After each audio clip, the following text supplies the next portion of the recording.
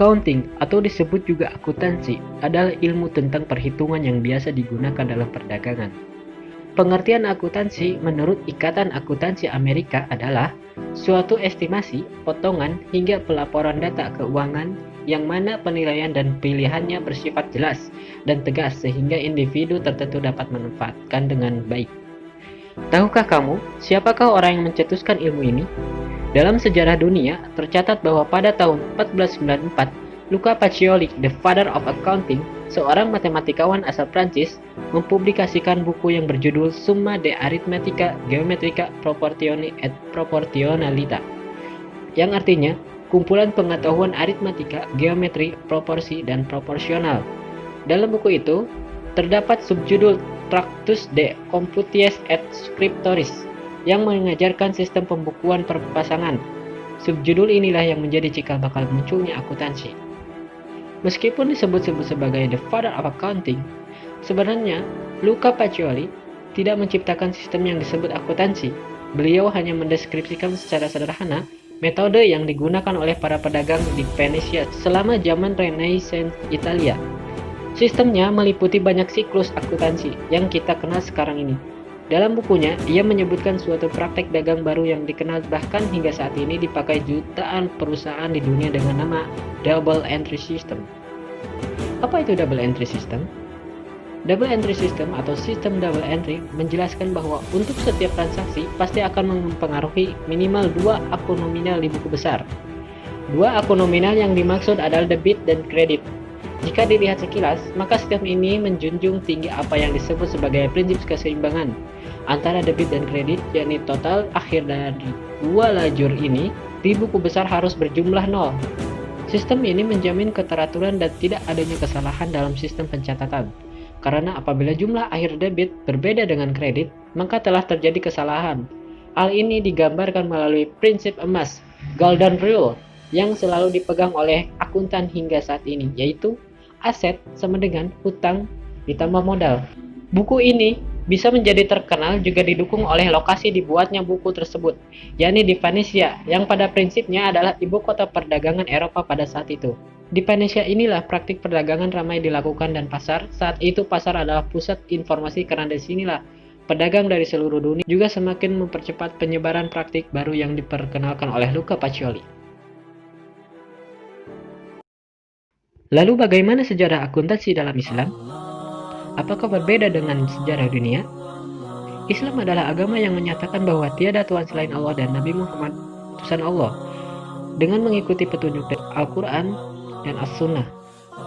Dalam sejarah Islam, ditemukan bahwa setelah munculnya Islam di semenanjung Arab di bawah pimpinan Rasulullah SAW dan terbentuknya Daulah Islamiyah di Madinah yang kemudian dilanjutkan oleh para Khulafaur Rasyidin, terdapat undang-undang akuntansi yang diterapkan untuk perorangan, perserikatan atau perusahaan, akuntansi wakaf, hak-hak pelarangan penggunaan harta, dan anggaran negara. Al-Quran sebagai kitab suci umat Islam menganggap masalah ini sebagai suatu masalah serius dengan diturunkannya ayat terpanjang, yakni surat Al-Baqarah ayat 282 yang berbunyi, "Hai orang-orang yang beriman, apabila kamu bermuamalah tidak secara tunai untuk waktu yang ditentukan, hendaklah kamu menuliskannya, dan hendaklah seorang penulis di antara kamu menuliskannya dengan benar, dan janganlah penulis enggan menuliskannya sebagaimana Allah mengajarkannya. Mereka hendaklah ia menulis, dan hendaklah orang yang berhutang itu mengimalkan apa yang akan ditulis itu, dan hendaklah ia bertakwa kepada Allah Tuhannya, dan janganlah ia mengurangi sedikit pun daripada hutangnya.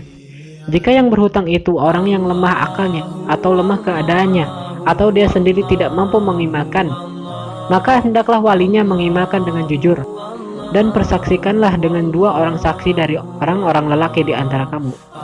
Jika tak ada 2 orang lelaki, maka boleh seorang lelaki dan 2 orang perempuan dari saksi-saksi yang kamu ridhoi, supaya jika seorang lupa, maka yang seorang mengingatkannya. Janganlah saksi-saksi itu enggan memberi keterangan apabila mereka dipanggil, dan janganlah kamu jemu menulis hutang itu, baik kecil maupun besar sampai batas waktu membayarnya.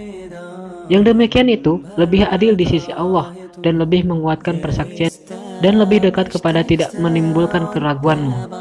Tulislah muamalahmu itu, kecuali jika muamalah itu perdagangan tunai yang kamu jalankan di antara kamu, maka tidak ada dosa bagi kamu jika kamu tidak menulisnya, dan persaksikanlah apabila kamu berjual beli. Dan janganlah penulis dan saksi saling sulit menyulitkan.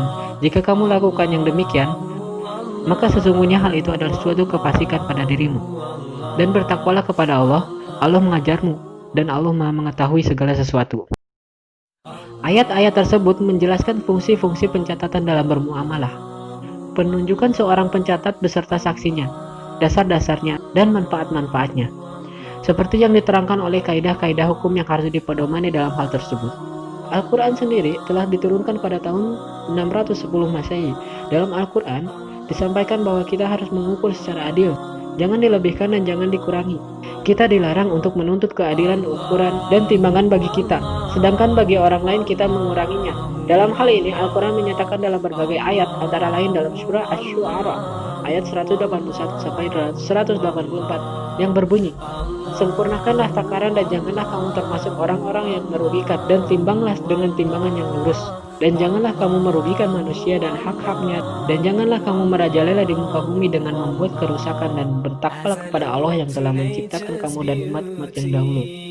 Dengan demikian, dapat kita saksikan dari sejarah bahwa ternyata Islam lebih dahulu mengenal sistem akuntansi, karena Al-Quran telah diturunkan pada tahun 610 Masehi, yakni 800 tahun lebih dahulu dari Luca Pacioli yang menerbitkan bukunya pada tahun 1494. Wallahu a'lam bishawab.